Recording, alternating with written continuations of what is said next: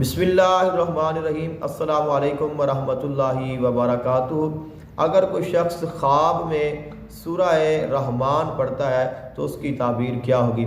سورہ رحمان بہت ہی پیاری صورت ہے، بہت ہی فضیلت والی صورت ہے۔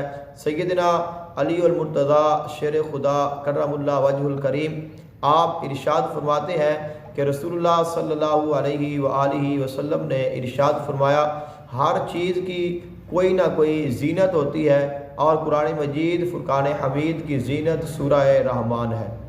اور سورہ رحمان وہ صورت ہے جو اللہ تعالیٰ کے خاص نام، اللہ تعالیٰ کے نام الرحمن سے شروع ہوتی ہے، اور اللہ تعالیٰ کے بہت ہی پیارے اور خاص نام ذل جلالی والاکرام پر مکمل ہوتی ہے۔ یعنی کہ یہ اللہ تعالیٰ کے نام سے ہی شروع ہوتی ہے اور اللہ تعالیٰ کے نام پر ہی مکمل